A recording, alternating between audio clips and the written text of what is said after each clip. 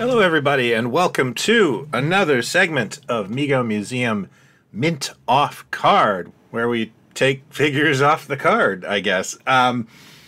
This week's subject is actually something a bit of a surprise, and I'm happy to get it, and that is the Diamond Select Mego Previews exclusive Batman Beyond action figure. I was not expecting this, but because I, full disclosure, had my Batman Beyond on pre-order from Entertainment Earth. It has not shipped yet, but of course, Diamond shipped to stores, and I just happened to notice that a comic store one town over from me had a single Batman Beyond figure on their Facebook wall, and I decided to drive over and get it because I wanted to get more than one of these.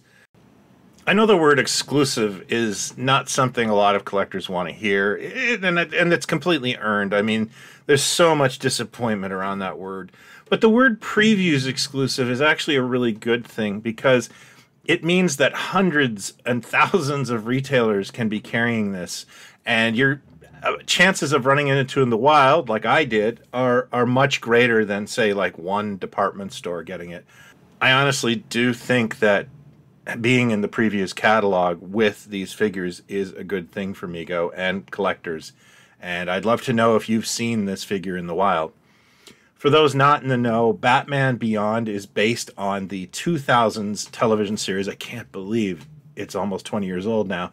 Of the same name. It was created by Bruce Timm and Paul Dini, the same people behind Batman, the animated series, and it chronicles Terry McGinnis, a Batman of the future who works under the tutelage of an elderly Bruce Wayne.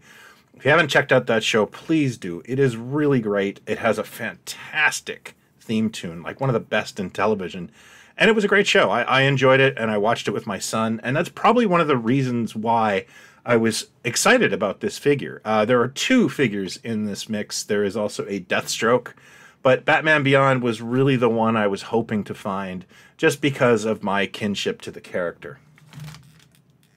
So let's take a look at the packaging. I can honestly say this is such an improvement over previous DC packages that Mego's had to do. I don't know if it's because it's not a mass market item or if Warner Brothers has kind of changed their tune, but that striking image of Terry on the front like that with the logo, that works for me. That is a good looking card. It's colorful, it's nice, it's everything you need. It still basically highlights the figure over the card, but this is closer to something that I would expect to get from Mego than what has been offered in the past, so that's a really good job. Turning the card around, again, there is no credits on these. For some reason, the Warner Brother ones don't have credits like the other Mego ones, but I am led to believe that the head sculpt is by Andrew Covalt, and the belt was designed by Tyler Ham. I have no idea who did the seamstress or tailoring on this. I'll have to ask and see if I can fill that in later. Again, the back of the card design mimics the front. I can't think of a better image to use. I love the purple.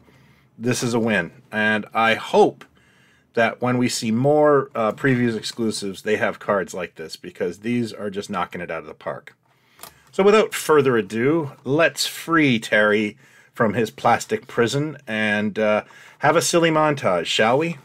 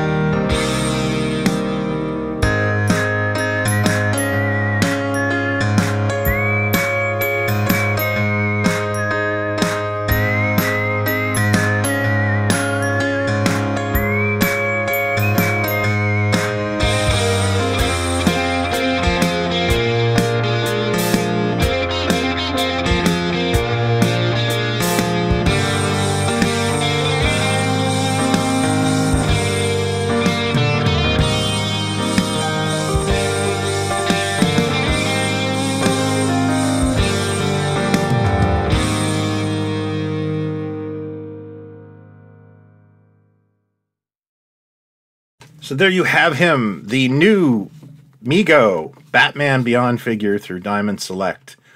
My first thoughts, and this is going to sound weird, but if you're a big fan of new action figure smell, this is really good. I really enjoyed that. This guy smells terrific. My first thoughts are the wings. I was wondering how Mego was going to do the wings, and of course they opted for a bit of fabric rather than plastic, and it's good fabric. It is a really nice thick pleather as opposed to, you know, something flimsier, so it holds a shape, it holds a pose, and it performs that sort of illusion of the bat wings. I'm fond of it. They are sewn on very nicely. The suit is really great. It's tight, and I think that helps with the doll's firmness, you know, because this is a new bandless body, and some people have said, a couple of them, you know, the waist can get a little floppy, but in this suit, there's no way that's going to happen. I was a bit surprised to see the boots. I think because I expected them to just do the full Star Trek legs instead, but this is actually a really nice touch, and that gives you, you know, foot articulation, which is very nice. I'm extremely fond of the head sculpt. I think they nailed it.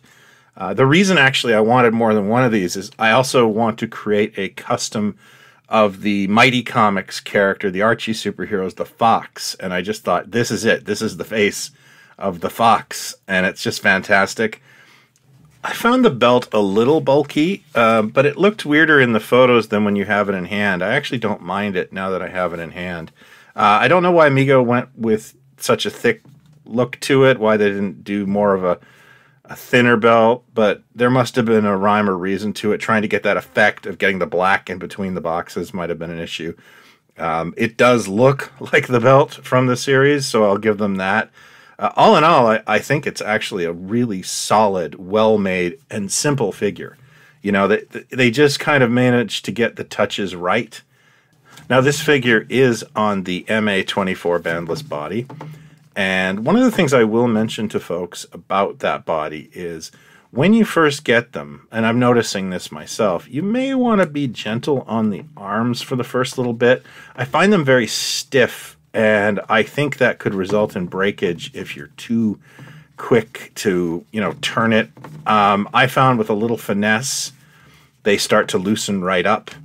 But yeah, you just kind of want to work into that a little bit. And now that I've been kind of noodling with him, he's way better to work with. And I'm actually quite fond of his new articulation. He holds a pose really well. And this is a neat figure. So I guess in summation, I'm really liking this guy. I think he looks cool.